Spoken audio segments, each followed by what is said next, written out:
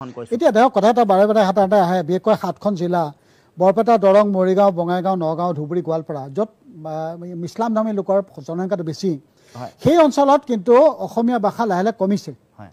ইছলাম ধৰ্মী লোক আমি সদায় কওঁ যে ইছলাম ধৰ্মী লোকে অসমীয়া ভাষা কয় কিন্তু আমি যদি সেই 7খন জিলাত চাওঁ তাত কিন্তু মানে ইছলাম ধৰ্মী লোকৰ সংখ্যা বাঢ়িছে কিন্তু সেইটো অসমীয়া ভাষা কমিছে বঙালী ভাষা বাঢ়িছে মই আপোনাৰ পৰা আশা কৰিছোঁ যে এই আগন্তুক সেন্সাছত অসমৰ প্ৰতিজন মানুহে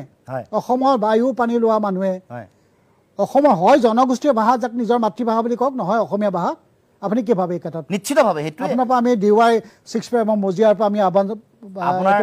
আপুনি একেবাৰে শুদ্ধ কথাই কৈছে এই যে কমিলে তাৰ কাৰণটো আপুনি দিয়া এই সেন্সাছৰ গোটেই ৰিপৰ্টটো এই যে কমিলে 9খন জিলাত যে কমিছে হেতুৱে গোটেই ওভাৰঅল ইম্প্যাক্ট হৈছে কাৰণ মোৰ আহ্বান সকলোৰে প্ৰতি যে আপোনালোকে সকলোৱে অসমীয়া ভাষা আৰু যিসমূহ জনজাতীয় জনগোষ্ঠীয় ভাষা আছে এইবোৰৰ শ্ৰীবৃদ্ধিৰ কাৰণে সকলোৱে কাম কৰোৱা হওক যদিহে এখন সমন্বয়ৰ অসম গঢ়িব লাগে যদিহে হাতাম পুৰুষে ঐক্য সমন্বয় সম্প্ৰীতিৰ বৰভেটি শক্তিশালী আৰু সুদৃঢ় কৰিব লাগে অসমৰ মাটিত সকলোকে লৈ যিটো জাতীয়তাবাদী যিটো চেতনা ইয়াক যদি শ্ৰীবৃদ্ধি কৰিব লাগে তেতিয়াহ'লে অসমীয়া ভাষা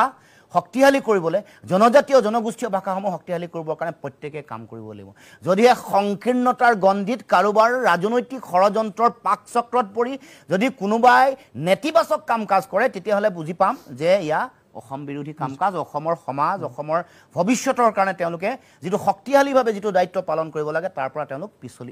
পিছ পৰি আহিছে ধন্যবাদ লুৰিণজ্যোতি গগৈ লুৰিণজ্যোতিৰ আহ্বান এই আহ্বান অসমৰ প্ৰত্যেকজন নাগৰিকৰে আহ্বান আমি লুৰিণজ্যোতিৰ মুখেৰে কথাটো কৈছোঁ কিন্তু প্ৰতিজন অসমীয়াৰে আহ্বান প্ৰতিজন অসমৰ বিভিন্ন জাতি জনগোষ্ঠীৰ আহ্বান আমি